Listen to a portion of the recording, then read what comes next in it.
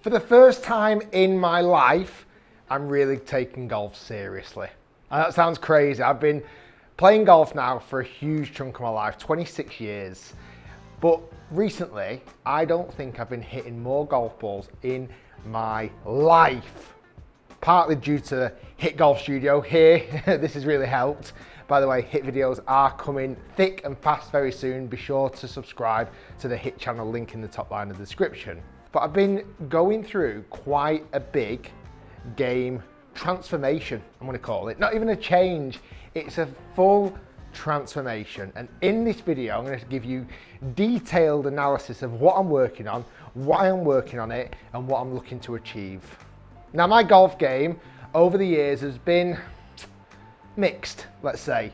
I've had spells and pockets of time where my golf game has been very steady and, you know, borderline pretty good. Like as a first hitting the scenes on YouTube 11 years ago, fresh-faced, I could hit it fast, I could hit it with confidence, and actually going out and playing vlogs, I could shoot some good numbers. But more recently, the last couple of years, my game has been pretty dire. It has, and you guys have seen it.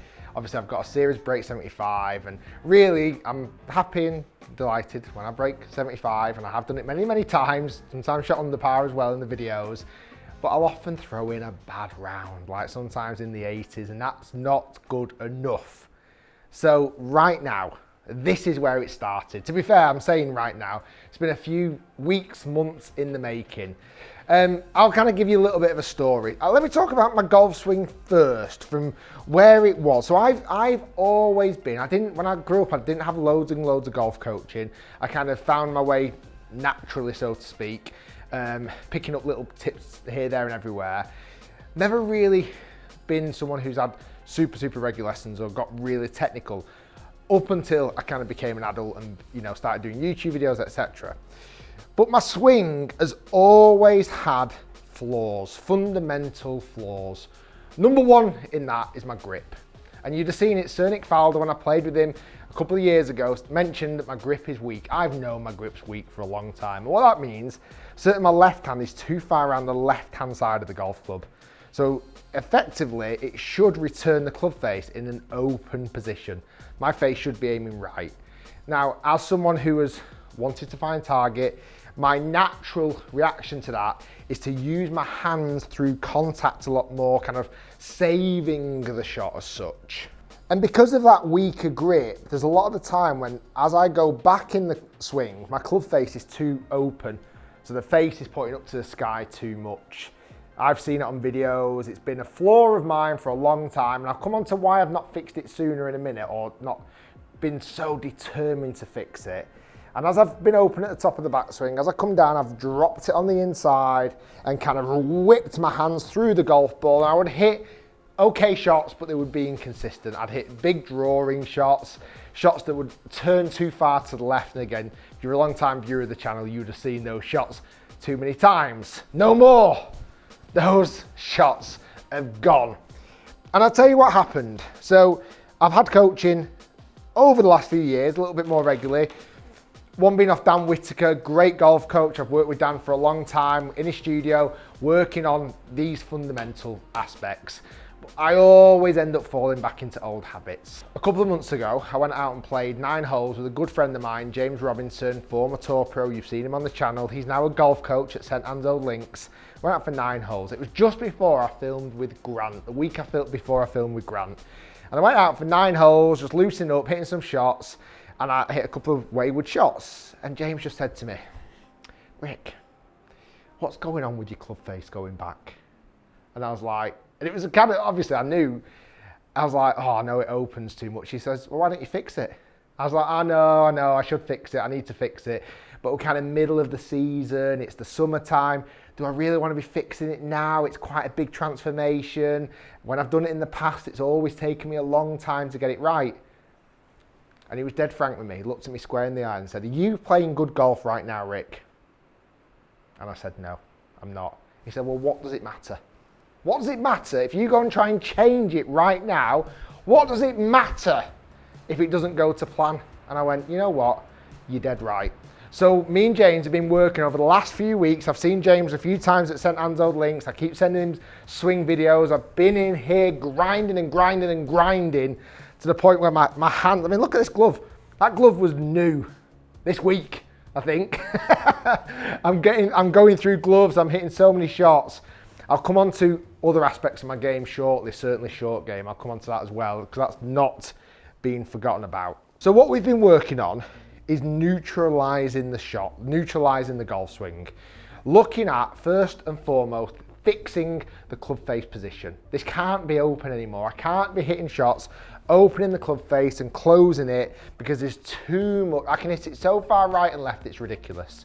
So, the first thing we worked on, just a very simple tip, he said, as you go back, we want to see the club face down to the ground, what it feels like down to the ground, and on the way through, feel like the face is opening. So effectively, I'm doing the opposite thing. Instead of opening and closing, now I'm closing on what feels like opening. It took a while, it took a few, goes and a lot of practice, but going into the filming week with Grant, which pretty much all those videos have gone out now, I started to see glimpses of success. In fact, more than glimpses. You'd have seen the match I played against Grant where I beat him. That was a real turning point for me, and I'd worked hard all that week. I'd played a lot of golf, and all I was thinking about was closed going back, open going through. And it worked. It was working. It's getting there. Since that, I've continued to develop it. So let me show you what I'm working on right now. Since the last few weeks, I've been looking to strengthen my club face going back. So naturally, I've looked to strengthen my grip. Again, I know I should have worked on this many times, but grip change always feels weird. I can now see more of the back of my left hand. My grip is much more on top of the club head. I've also just moved the ball position a little bit further forward in my stance. As it starts to go back in the stance, I get a little bit inside. So going forward just gives me that time to neutralise the path. And again, without getting super hyper technical, my delivery numbers with an iron was often 6 or 7 degrees from the inside, and the club face could be anywhere, right, left, it could be anywhere, depending on how I was feeling, not in a good way. So now I'm looking at my path numbers to be much straighter. So now strengthen my grip. As I go back, my sensation is the club head outside of my hands. If you come right bit down the line here, you'll see that. Club head outside my hands, and the club face feels to me like it's pointing down to the ground. It's not, but that's what it feels like to me. As I go back, I've also looked at trying to develop more bow in my left wrist. Often I would get too cupped, too open. Now I'm looking at creating more bow. So the feeling to me is the back of my logo there, of my glove, feels like it's pointing towards you guys watching. That's what it feels like to me. And again, my club face feels a lot more closed. Let me show you what that looks like in a swing. This is my practice. I've been going close back, grip to the back wall. That's what it feels like to me. And then hit. Oh, a little bit skinny. That was annoying. I mean, we're striking it better than that, but closed going back, more bowed at the top. We go one more. Close to there. Bowed more at the top, that's the feeling. That's a better strike. That's a better strike. A little bit out to the right, but a much better strike. So that's where I've been developing with the club face, and in practice it's definitely better. My tempo going back is slower because I'm being more deliberate with that movement, and it's helping. My club face now, I'm pretty confident, is closed. It's square, if not slightly closed. Result. The next thing I've been working on is my path into the golf ball. Again, I'm naturally very inside. I hit these draws. We're now looking at neutralising that. We don't want those big draws anymore. So my feeling is, and I'll show you a training aid I've been using in a minute. My feeling is now, once I get back more closed, slightly outside the hands, bowed at the top, my feeling is to swing more out and to the left. Almost I'm doing the complete opposite. I'm swinging what feels to me like out to in. Now this takes a while. I'm not great at this just yet, But if normally my swing path is 6 to 7 on the inside, watch what the numbers are now. So I'm feeling like I'm going outside and then cutting across my body.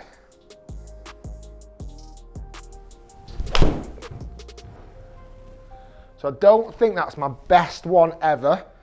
It wasn't bad, it's a nice result, but come and look at this. That was me trying to swing out this way, out to in. This is my target over here. That was still 3.3 in to out. Not bad, better. Better, I've almost halved my path. That's when I'm feeling, I'm gonna exaggerate one more for you just to see, because I can get these numbers much, much lower now. And the ball flight, because of that, has been so much more, instead of big rights and lefts, it's gone like this. It's gone closer and closer to middle, which is a massive result for me.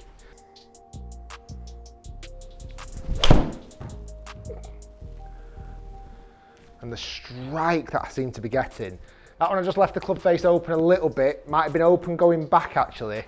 Not my best result there, but again, when I'm looking at path numbers, that was 1.9 into out that time. Better, lower. If we can get this lower and lower, my face stayed too far open there, so I'm gonna go one more and I'll show you a training aid I've been using. I reckon they're pretty good numbers. Yeah, 3.6 into out. It's funny because now I'm kind of rolling with the camera and showing you guys.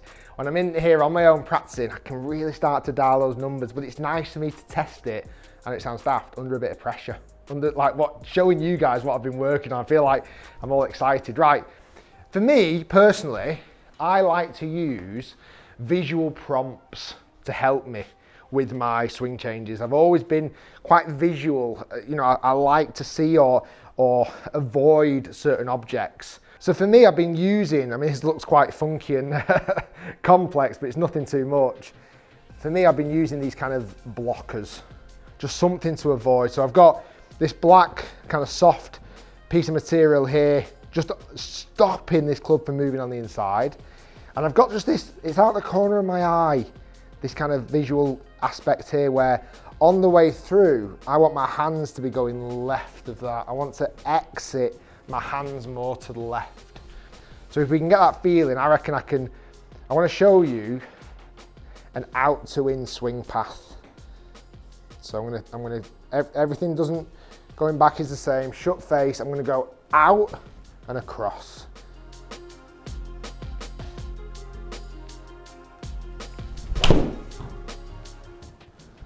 Not bad. I missed everything. That's not a bad shot. Little fade, middle of the green. Take that every day. Watch what happens. This is what I'm really happy with. This is what I'm excited about. If I can start getting these numbers all the time out on the golf course, then we're flying. 0.9 into out. 0.9. I was 7 degrees before comfortably. That's come down so much. Club face a tiny bit open there, so I can fix that. I mean, it's great to be able to use a launch monitor, obviously, but I just like these visual prompts. And what I do, I practice like this and then strip all this away so I can kind of get the same feelings. These are just really almost exaggerate the feelings for me. Come on, more closed going back, exit left, closed, exit left. Exaggerate those feelings.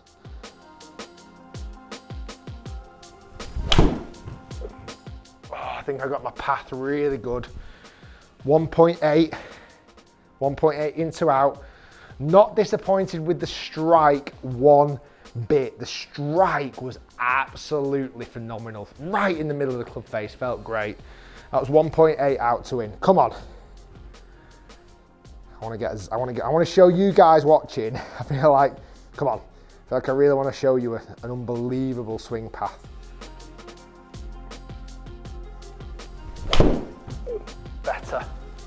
Better, that might be out to in. Yes!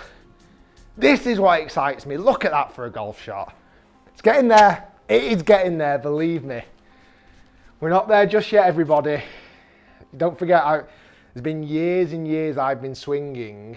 I've been swinging more from in to out, turning my hands. It's not going to come overnight, but look at this. That is a swing path of 0.4 out to in, across, club face, 0.2 degrees open. Perfect, absolutely perfect. What's also really good, my efficiency is better, my strike is better, my ball speed is up, my distance is up, my height is increased, my spin is increased. Like, it all kind of works. And as you can see that I'm not doing it every time yet. I'm not, but listen to that word, yet. That's where I'm at with this. I'm really, really, really pushing hard. Now, what I'll do then, I'll do one more shot, just stripping this away, because my feelings are, if I can do those same feelings, but without all the mad gadgets and gizmos, you know, that's where I know I'm swinging well. So I'm going closed back, closed, bowed, across and left. Across and left, come on.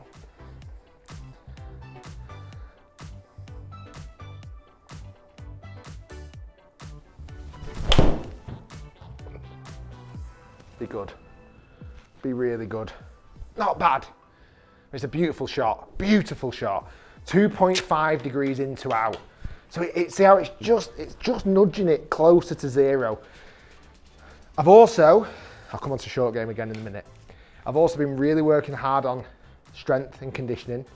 So managed to get in the gym a lot more, been kind of working on me physically as well, because I feel like when you start feeling better, you can start moving the club better. So that's something that I've been really excited about. And also, I've been working on the most important part, the wedge play. Now, you've seen a few months ago, I went to see Dan Grieve down at Woburn for a lesson, and it was brilliant. You guys loved it. The comments on that video were probably some of the most positive comments we've had on any video this year. If you've not checked it out, I'll put a link in the description. But just understand this, sometimes when I go having a lesson, I've been very, very, very blessed and fortunate. Even in the last year, I've had a lesson off Claude Hardman III, coach to Dustin Johnson and Brooks Koepka and a few other incredible players. Brad Faxon, one of the best putters in the world, and also putting coach to Rory McIlroy. I had a lesson off him, and obviously Dan Grieve, short game. Sometimes when you're having a lesson with some of these incredible, talented coaches, we're also trying to make a video. And it's a bit different because I'm kind of thinking about what's being said by the coach, but almost I'm very conscious about we're making a video. You know, it's a different setup. So I really wanted some alone time with Dan. So I booked a full day of his time. I went down to Woburn a couple of weeks ago, and it was actually it was all right day in the end. It was a bit wet, but it was all right. We had a full day, 8 hours of intensive short game coaching. No cameras, no distractions, nothing. He picked my brain a little bit on YouTube, which by the way, his channel's doing really well, check it out. Again, another link in the description. But we literally talked short game for 8 hours. He showed me everything he knows pretty much, and it's getting there. It's not there yet. There's still a bit of mental aspect, which might be another chapter to this story down the line. I might need a bit of sports psychology. But we worked on technique of short game, not using as much loft. Like I've just got my 50-degree club here, opening the body, opening the left foot, opening the chest, and feeling like we're going slightly outside the handle, again, similar to what I'm doing in my full swing, and then slightly cutting across it. Not too dissimilar to characteristics we've seen in my full swing. Like some of my bad characteristics of my full swing has led to me being such a bad short game player. Who would have known, eh? Who would have known? So now, my short game, a little bit more open, my chest, a little bit flared out with the left foot, nice soft hands, and I'm kind of getting this feeling I'm going across the body on the outside and just around to the left. Very nice, lovely technique. And I feel like at the moment, I was a bit fast that one, I can do it a bit slower. I feel like at the moment, I've almost been retaught the short game. You know, again, I've not been a great short game player, and I really, really need to make something dramatic change in the short game. But I feel like, I mean, they're just little pitches and chips. I feel like there's some light at the end of the tunnel. I've not been neglecting putter either.